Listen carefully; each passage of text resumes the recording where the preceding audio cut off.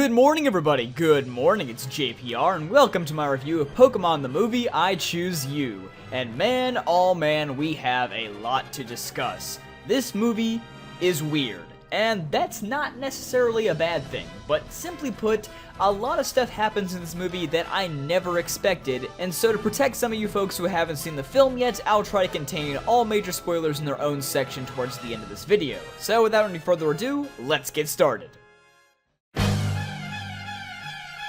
No big spoilers, I promise. So as we all knew, the plot for this movie is basically a loose retelling of Ash's adventures through Kanto, but beyond that, there's not much else. Which is why I think the plot is probably one of the film's weaker aspects. Don't get me wrong, there is an ultimate goal in mind, and that's for Ash to meet Ho-Oh. Unfortunately though, most of the plot points have very little to do with Ho-Oh. It almost feels like they spent too much time trying to deliver nostalgic moments to us. Yes, Ash got his Pikachu, that was necessary. Yes, Ash meets Charmander and saves its life. It wasn't necessary, but it does lead to a satisfying ending. Yes, Ash battles Erica?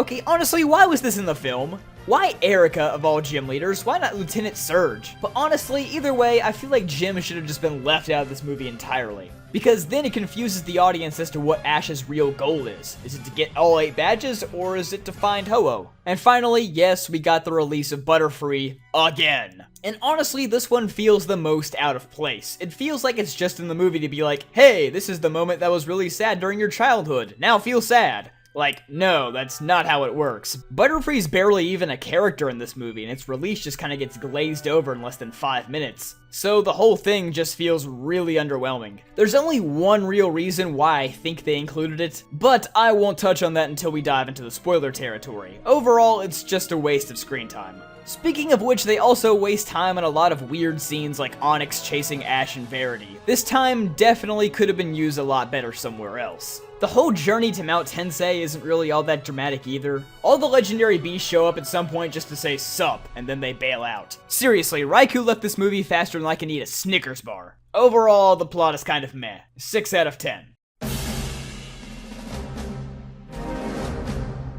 I'm not gonna lie, Verity and Sorrel were both excellent additions to the movie. I wish they got fleshed out a little bit more and had more involvement with Ash's journey to meet Ho-Oh, but I'm glad they were included. The trio of them actually bounced off of each other pretty well, creating interactions that were both dramatic and humorous. Then we have Cross, who is the quote-unquote bad guy in this movie. He's basically Gary and Paul smushed together, but with enough edge to cut through Diamond. I wish we had gotten more development out of him, because as soon as things are looking up towards the end, he just kind of vanishes. Banji is the old man in the film who helps Ash get to Mount Tensei. Honestly, I didn't like him very much because he's basically just there to explain everything that's happening towards the end of the movie. Like, dude, shut up, I can figure this out myself. Oh yeah, and Marshadow's in this movie. At first I thought, hey, Marshadow, that's neat, but now I realize that he's basically shameless advertising like every other mythical Pokemon in every movie ever. I can't really give a good reason why Marshadow's in the film. He's supposed to be the tour guide for the person with the rainbow wing for some reason, which honestly just seems super forced. He apparently amplifies negative emotions and just turns totally insane at the end, which is honestly my least favorite part of the film. Marshadow as a whole is unfortunately the worst part of this movie. And of course, we can't forget about Ash and Pikachu, because their characters actually matter in this film. I think this is the most dynamic we've ever seen Ash's character, even with some rather dark scenes involving him.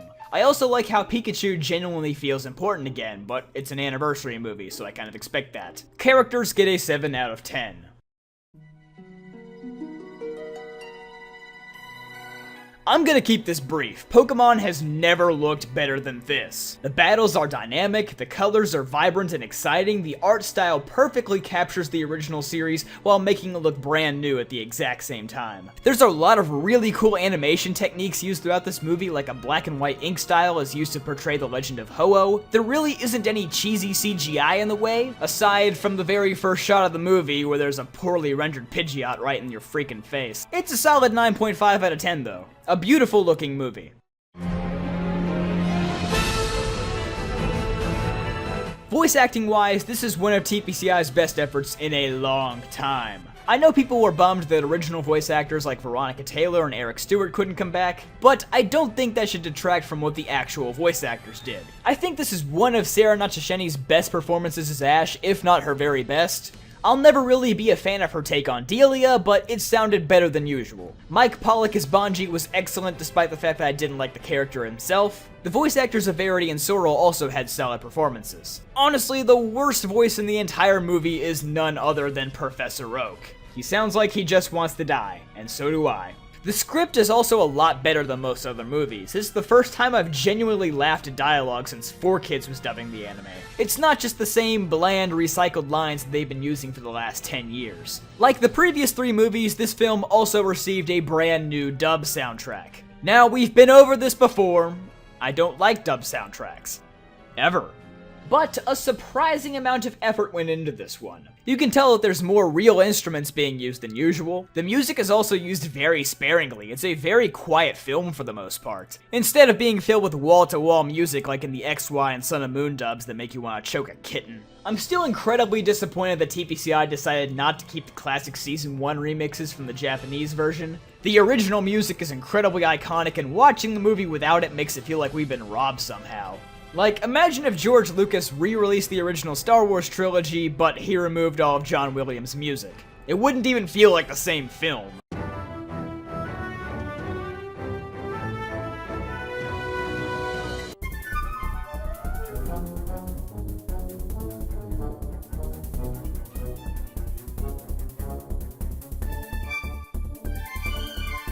Regardless, the dub music is actually tolerable for the first time since Pokemon 2000. There's still a few spots where the music sounds incredibly unfitting though, like maybe chill out with the glockenspiels and xylophones during the battles.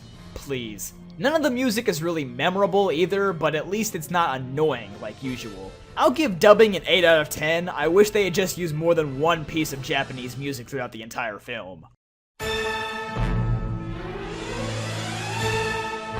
Okay, we're finally at the spoiler section, so if you haven't seen the film, then I hope you skipped ahead already. My first thought is on Charmander. I actually liked that they rewrote the story to make Cross Charmander's trainer instead of Damien. It was a pretty simple and easy change to make, but it really helped develop the rivalry between Ash and Cross. Maybe it was a bit of an Ash vs. Paul ripoff, but I feel like it ultimately helped out. I really enjoyed the part of the movie where Ash is being a total jerk face, and he's like, man, I wish my first Pokemon was a Squirtle or a Bulbasaur, and not this lame Pikachu. And then he wanders off into the forest without his friends, and he has this weird dream about what his life would be like if he essentially lived in a world where Pokemon didn't exist. It's a really powerful sequence, and I honestly never expected to see something like that in Pokemon.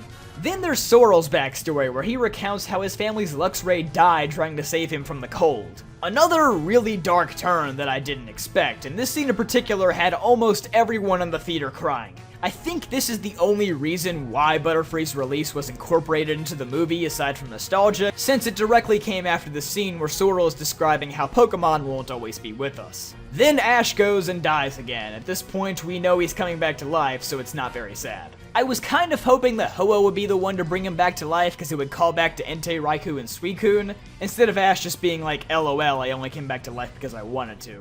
Oh yeah, and Pikachu actually talks just before that happens. It was supposed to be an emotional moment, but everyone in the theater just kind of looked around like, okay, that happened. It was clearly a stab at trying to create an iconic moment that people would remember, but I can't help but feel like the risk didn't pay off. And after 20 years of waiting to see what Ash would do when he meets Ho-Oh, he just decides to battle it. Who knows, there might have been more interaction between Ash and Ho-Oh, but after a minute of battling, they just cut to the next scene. Personally, I liked the ambiguity of it since there really wasn't anything the producers could have done to live up to the hype. They could have done something drastic like, hey, Ho-Oh is Ash's father, but I feel like that would have been one too many nails in the very weird coffin. So, I'm conflicted on that issue. I wish we'd seen more than just a battle between Ash and Ho-Oh, but I'm okay with how they left it up to the audience's imagination.